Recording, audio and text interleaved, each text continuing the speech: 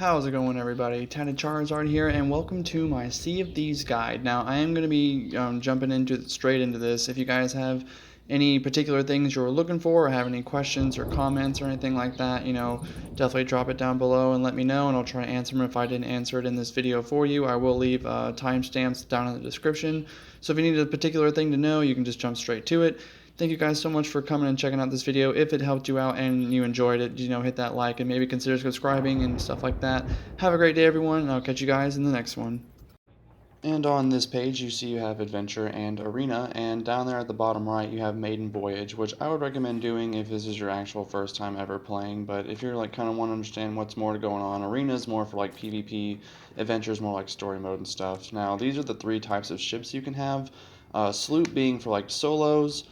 Briggs would be for 2 or 3 people, I would recommend, and a galleon up here at the very top, I would definitely recommend having at least 4 people, because the higher the ship, the harder it is to control. Now, if you want to invite people or have randoms join you, then go open. If you want to do by yourself or invite a friend, go closed.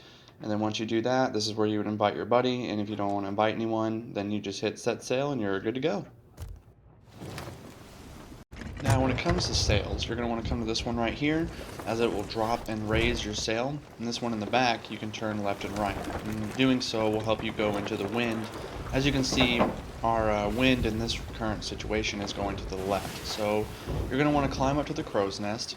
And once you get up here, there will be a little box, and you can click on it and equip flags. And the flags will blow in the direction of the wind, so that will tell you which way to turn your sails so you can move faster. If you click right bumper, you can also make alliances and stuff with other players, which is really helpful. Now, to talk about some of the most important aspects of your ship, being the wheel and the anchor. The anchor being the most important aspect of your ship, because it can bring your ship to a complete halt. And if your ship gets lowered, your anchor gets lowered, as you can see here, pushing it up takes a long time. And in this state, you will not be moving.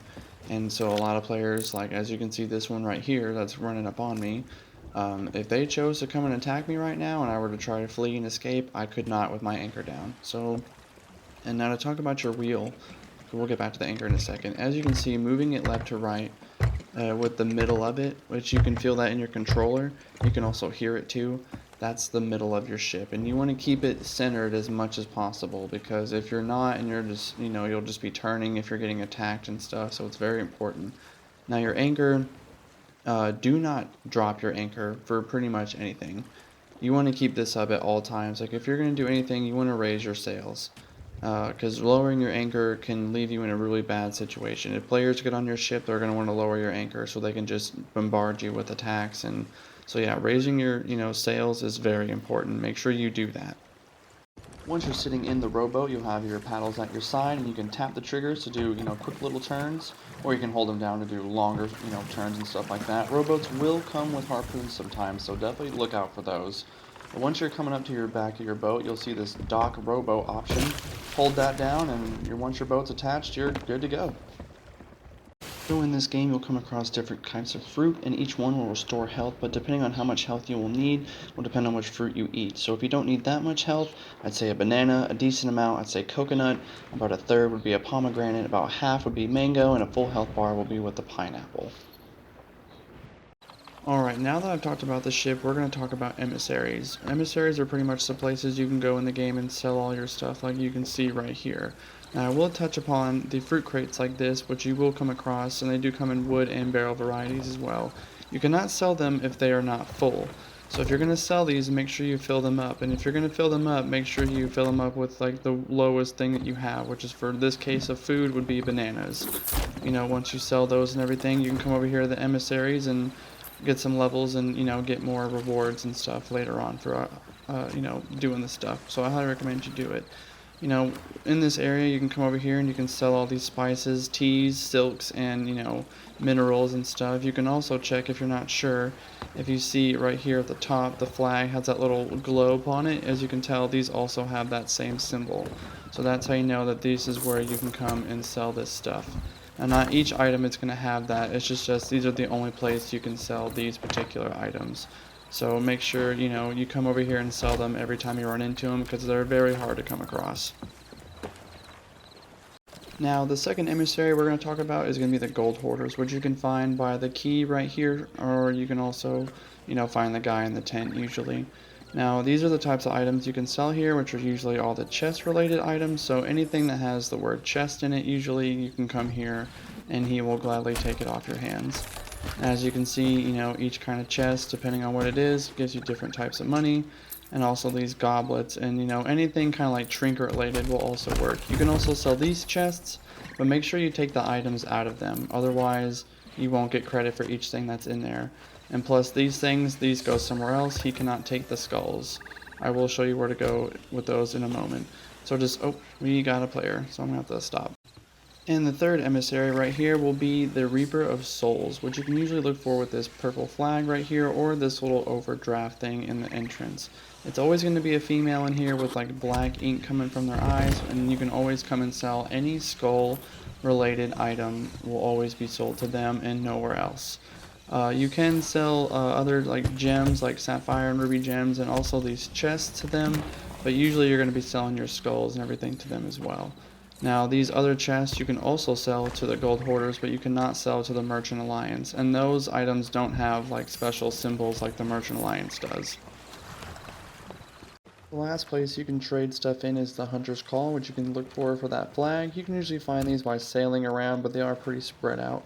Here you can sell your fish and your cooked meats and stuff like that. You can find in barrels and stuff like that, which I totally recommend you do. And you can also talk to any of these emissaries, and you can buy the promotions from them with your gold, which I highly recommend you do. So one thing I'm going to show you guys what happens is whenever you die. So if you haven't died yet, as you can tell it is raining and I have my sword out. And usually that's a bad thing because as you can see I got struck by lightning, so make sure you're careful whenever there's a storm about because you will die. Now the one special thing about that is that whenever you come here to the Ferry of the Damned, this is where you will always go to whenever you die on your server. This is where everyone goes. As you can see this lantern right here, if you die in particular ways, you can get special colors for your lantern. And since I died from lightning, I get the white lantern color. Now there are, oh, another player. Hello there. He can't hear me because I don't have my mic on, game chat. But yeah, so as you can see, his is red, so he died by fire. But yeah, there's like 6 different colors, and it's used for this special event and stuff like that. It's really cool, but figured I'd show you guys that that is an option and just what happens whenever you die, and you usually just spawn back at a tavern or your boat. Okay, so usually whenever you spawn in, if there's like an event or anything going on, there will usually be, you'll start with this thing in your hand and whatnot. So usually as soon as I come out, I've spawned on an island. You can see there's an event going on over there. Every island or outpost that you spawn at will always be random. Even if you sink or die during, your adventures, you will randomly spawn at a different ship. Now, my ship looks totally whack right now. We're just going to ignore that. That doesn't matter. So as soon as you spawn in, first thing you want to do is come in here, turn your lights off, because you don't want to be sitting here, trying to get your stuff ready and someone come and, shoot you. But usually there's this golden rule where, most people won't attack you if you're at an outpost. But this is a Sea of Thieves game. This is a pirate game. Be expected to be attacked at all times from everybody. Now that you got your anchor up and you got your lights turned off, the most important thing to do now is to go around and clear off the island that you spawn at and go to every barrel, pick up every piece of food, every cannon, everything that you could possibly think of that's on this island that you can grab. You go and grab it, and you come over here, and you miss your ship completely, and then you come around the backside, and you come up this ladder instead, because everyone loves to take the scenic route every once in a while. Come in here, take away all your stuff. You can organize it like I showed you earlier or not. It's up to you. But yeah, so this is basically what you're going to want to do now. And then once you come around and you loot every barrel on the island that you spawn on, and you got plenty of resources and loot and stuff, not loot, but resources like cannons, special cannonballs, like make sure you check everything. You want to clear everything out. And every time you go to your ship, you want to, empty out your inventory and then head back to the island and keep, going until you're done.